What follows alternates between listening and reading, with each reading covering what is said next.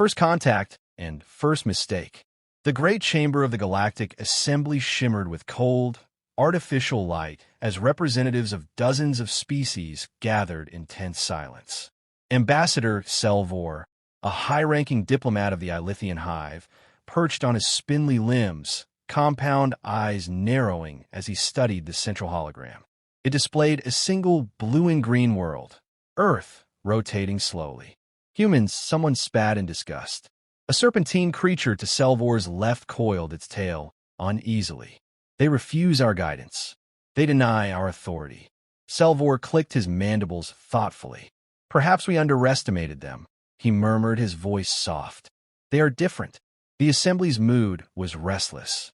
For decades, the Galactic Coalition had guided or absorbed countless species into its fold, sometimes through peaceful diplomacy, sometimes through force.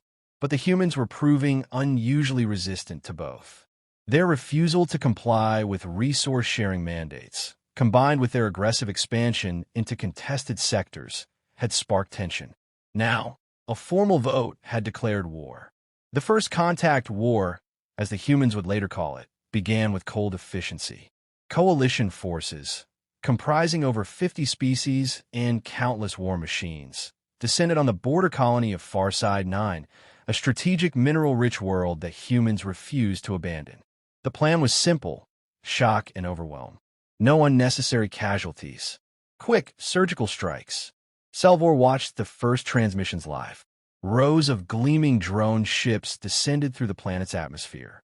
Coalition infantry, gleaming exosuits, biologically enhanced troops, advanced in perfect formation.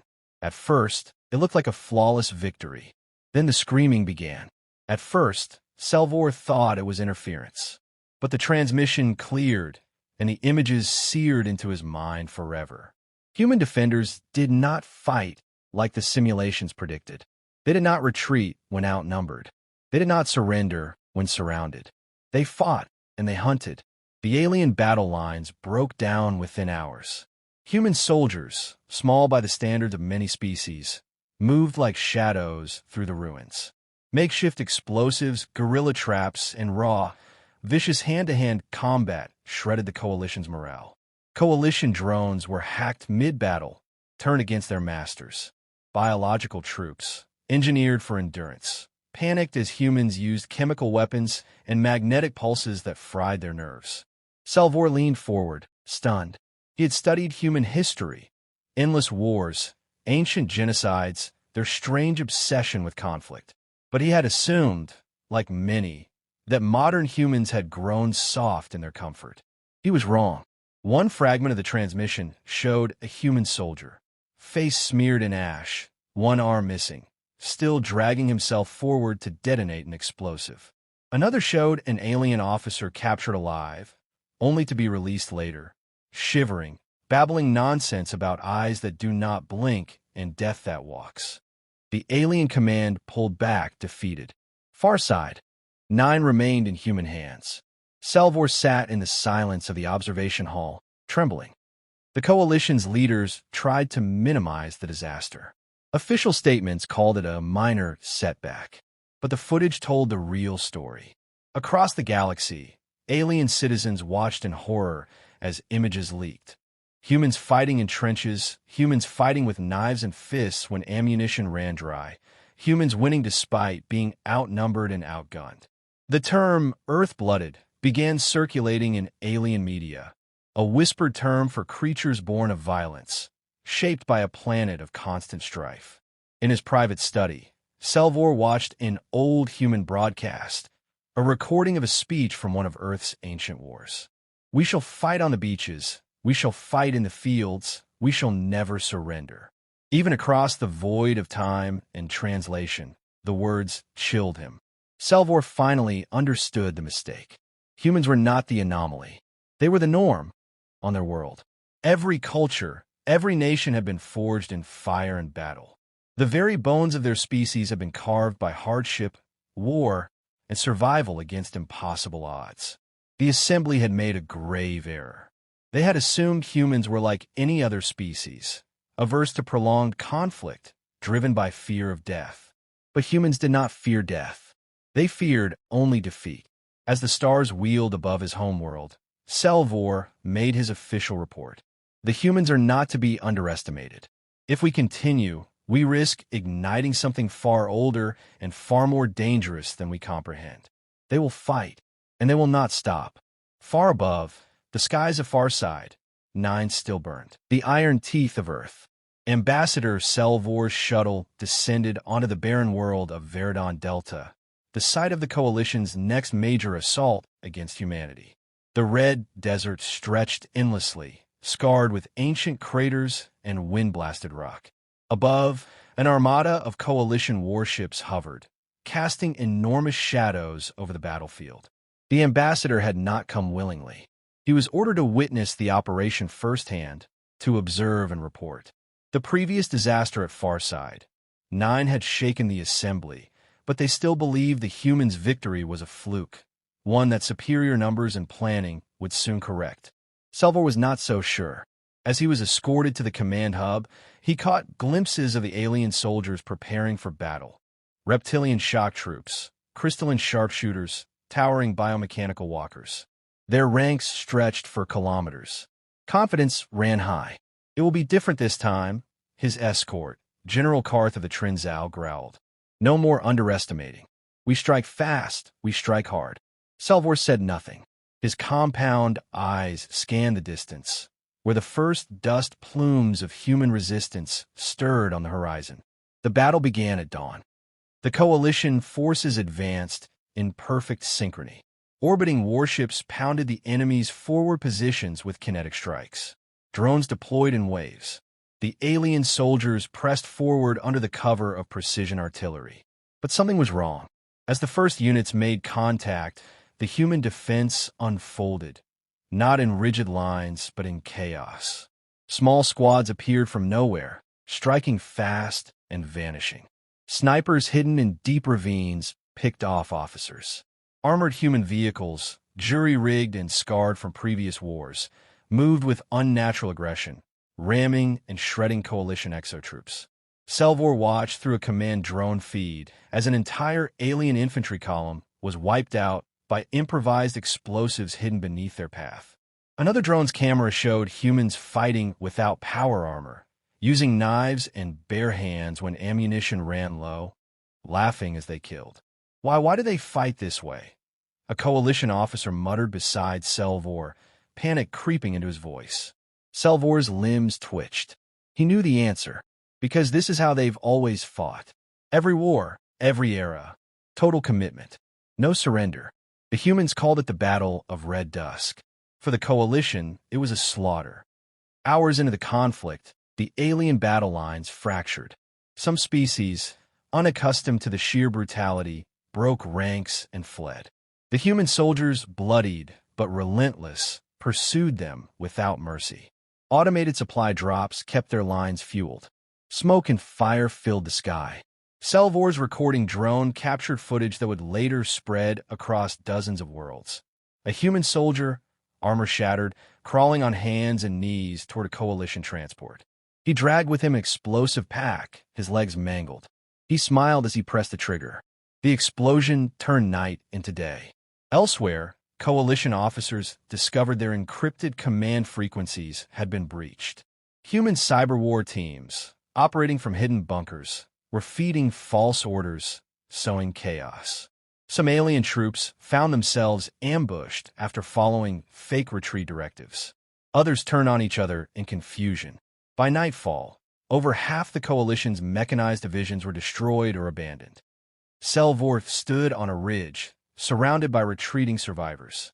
He heard the screams of the dying, smelled the smoke and burning metal.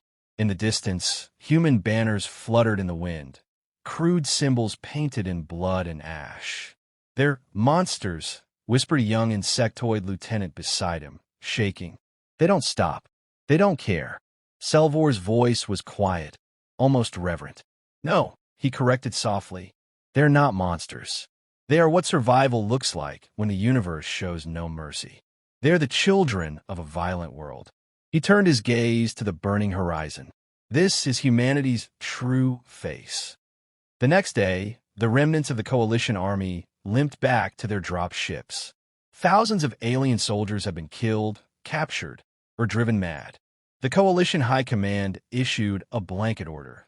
No further direct engagements with human ground forces until a full reassessment could be conducted. The defeat sent shockwaves through the galactic community. Propaganda could no longer hide the truth. Holoscreens across alien worlds replayed the battle footage. Human soldiers charging through gunfire, humans refusing to die quietly, humans standing atop the wreckage of superior alien machines. The phrase, "do not provoke the humans," began circulating in hushed voices.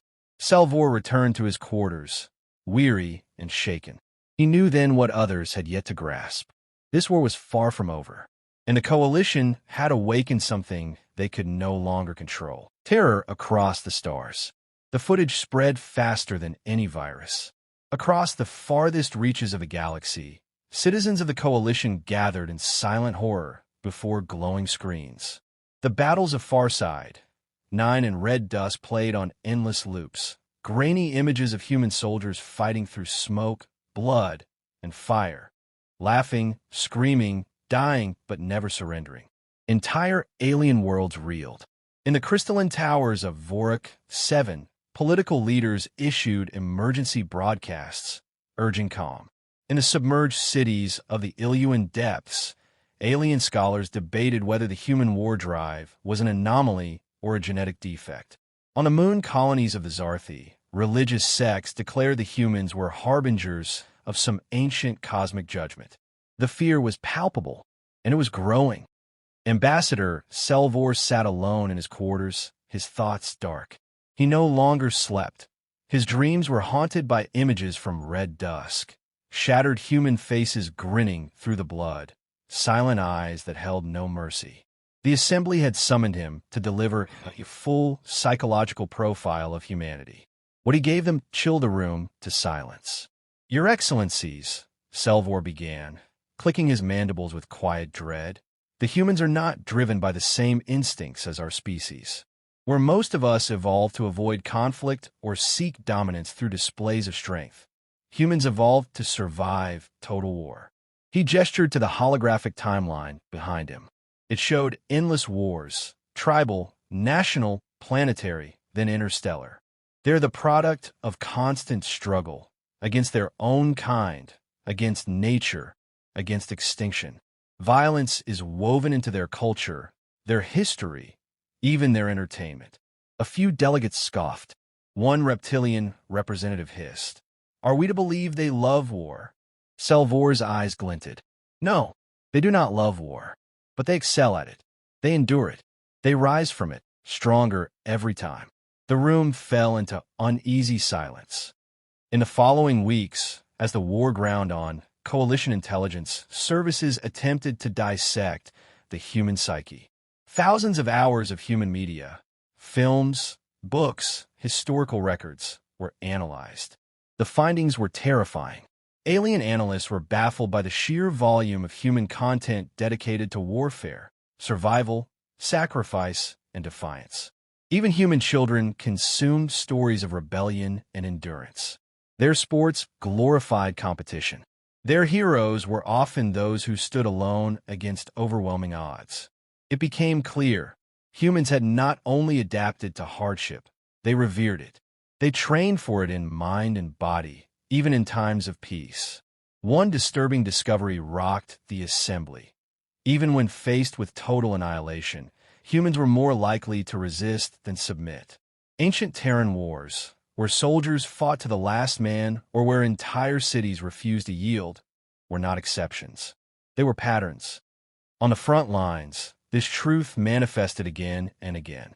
The Coalition launched a massive planetary assault on Outpost Helios, a human mining world. This time, they sent their finest strategists, their most elite bioengineered troops. The result was catastrophic. Human defenders used scorched earth tactics, sacrificing entire cities rather than letting them fall. They detonated their own fuel reserves to collapse mountain passes, trapping enemy divisions. Some human units fought without supplies for weeks, feeding on roots and ration dust. emerging from caves to strike with feral precision.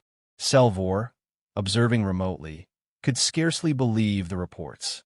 One alien general, an experienced veteran of 15 campaigns, committed suicide rather than face another human counterattack.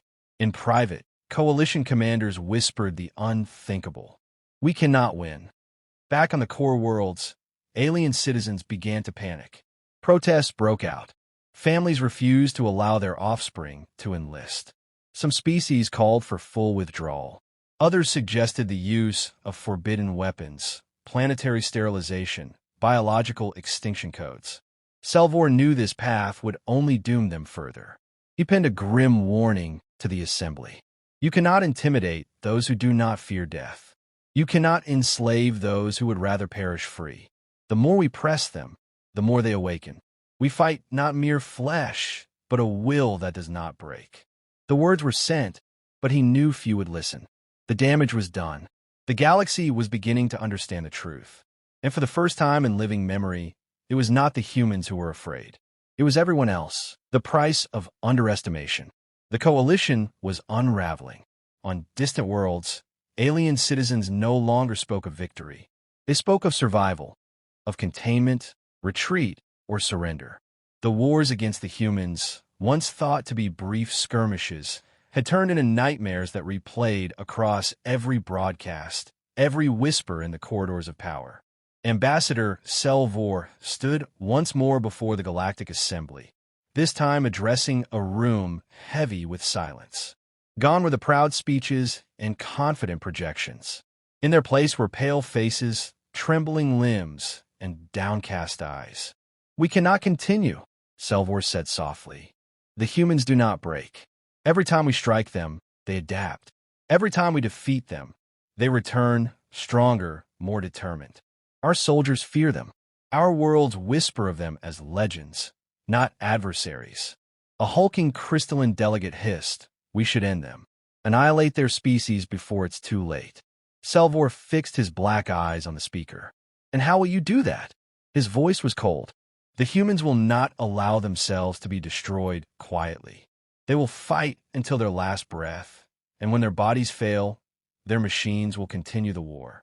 If you strike at their homeworld, they will burn entire star systems in revenge.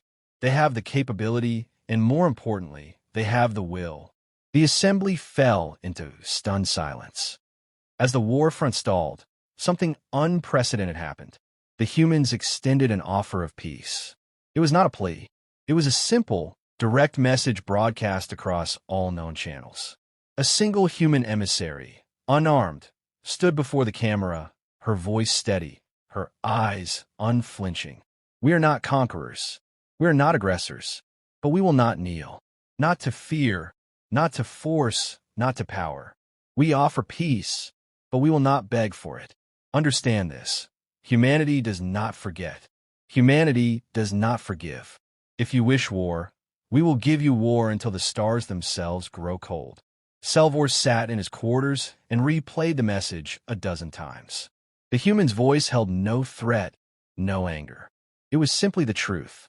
For the first time in the history of the Galactic Coalition, the Assembly seriously debated accepting peace on enemy terms. Some worlds outright demanded it. Others, especially military species, balked, their pride outweighing their fear. But even they could not deny the shifting tide. Too many defeats, too many shattered armies, too much terror in the ranks. The words human war doctrine had entered every language across the galaxy. The idea that humans, when pressed, would escalate beyond reason, beyond what any sane species would consider survivable, and that they would win. Selvor, now an unwilling celebrity across alien media, was summoned for an interview on one of the most-watched channels in the galaxy. The interviewer, a sleek, luminescent being from Soren Prime, asked the question everyone feared to voice aloud. Ambassador, why are humans so terrifying to us? Selvor's response was quiet, measured, but final, because they're what we could never be. They are survivors. Every species in this galaxy has, at some point, been shielded by fortune, by nature, by circumstance. But the humans, they were born to hardship. They endured ice ages, plagues, endless wars, and still rose. Where we evolved to avoid conflict, they evolved to overcome it, to thrive in it.